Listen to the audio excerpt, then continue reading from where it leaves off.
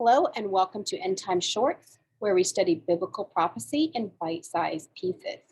First, I wanted to say, forgive my microphone. It is having trouble picking up certain sounds, especially S's, so I will try to keep my pronunciation slow. All right, so this particular study is important, I think, before we continue into Daniel 7 and 8, because there is a term that is going to be used not only in Daniel, but in other parts of this study of the end of the age, and that is the term last days. And so I just want to show you what my personal view is of what that means. And also I'm going to show you that my view comes from actually a view that is held by many of the early church fathers, and I'm going to read some of their quotes. Okay, I'm going to first give you a brief introduction to some of the early church fathers. I don't have all of them up here who write on this, but just to keep it brief, I just wanted to prove this point for you as to where I get this idea from. Okay, so as we all know, we know John, who wrote Revelation. Okay, he had disciples, of course, people that he taught one-on-one. One of those is Polycarp. He is pretty famous of a guy, and he was a companion. That's what this red line means. He was a companion of a man named Papias. Papias was also a direct disciple of John, who wrote Revelation. Another really cool thing that I think is neat about Papias is that he made a point of hearing directly from and writing down the teachings of these men, which you'll know and are very familiar with in scripture: Peter, Andrew, Thomas, Philip, James, Matthew. And this one you're not going to be familiar with in scripture. I'm not probably going to pronounce his name correctly, but Ariston, I'll just say. And then if you follow this green line, you will see who he was. He was the first pastor of the church of Smyrna, which the Bible talks about in Revelation in the 7 churches. Okay. The second church of the church in Smyrna was actually Polycarp. Okay. So that's what those arrows are about.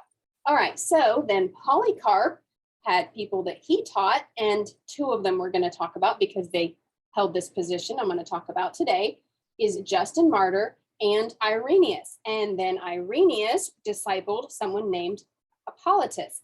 So the first quote that I'm going to quote is actually from Hippolytus. But before I read that quote, let me tell you, in the epistle of Barnabas, we also read this same view. We don't know for sure if Barnabas wrote that epistle, but we know certainly it is a credible early church writing. If it was written by Barnabas, we know that Barnabas was a disciple and a companion, according to scripture, of Paul the apostle.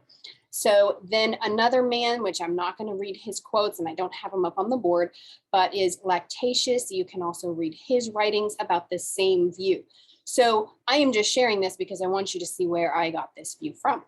Okay, so in this book, which I have mentioned before, on page 451, because this book is divided up topically, the topic of this page is the Millennial Kingdom, which is written about in Revelation chapter 20. I want to read the passage that is going to be quoted, and that is 2 Peter 3:8. Dear friends, don't overlook this one fact. With the Lord, a day is like 1,000 years, and 1,000 years is like one day. Okay, and there's other verses like it, but you're going to hear Hippolytus is going to explain this in his quote, what he believes that's talking about. Right? It says, the Sabbath is a type and symbol of the future kingdom of the saints. So remember, the topic of this page is the Millennial Kingdom. So he's saying the Millennial Kingdom, when the saints will reign, when they shall reign with Christ after he comes from heaven. As John says in his Revelation, for a day with the Lord is as 1,000 years. So what Hippolytus believes that this is that the 7,000th year of the kingdom, when the saints will reign with Christ, the Millennial Kingdom, will happen in the 7,000th year. So he is going back to the days of creation and calling them a symbol or type of what was to come and God's 7,000-year plan, if you will. Okay, so now I'm going to read from Irenaeus, and the rest of these quotes are going to be from Irenaeus, just to keep this simple. What are the hundredfold rewards in the world, in this world? These are in the times of the kingdom. Remember, we're talking about the millennium. That is, they are upon the seventh day, which has been sanctified, in which God rested from his works which he created, which is the true Sabbath of righteousness. So he is calling the millennial kingdom the true Sabbath of righteousness. And he is also, like Hippolytus, he is saying that the creation week was a symbol of things to come and was showing that God had a 7,000-year plan. And in the 7,000th year, Christ will reign on the earth for 1,000 years. Okay, now I'm going to turn to page 423 in this book, and the topic on this page is the mark of the beast. And this is also from Irenaeus, and you're going to hear him talk a little bit about the mark of the beast, and I'm going to say it just so that you kind of get context. And the number is 666. That is 6 times 100, 6 times 10, and 6 units. This represents the summing up of the whole of that apostasy that has taken place during the 6,000 years. And then again, prefigure the number of the name of that man, talking about the Antichrist, and 666, in whom is concentrated the whole apostasy of 6,000 years.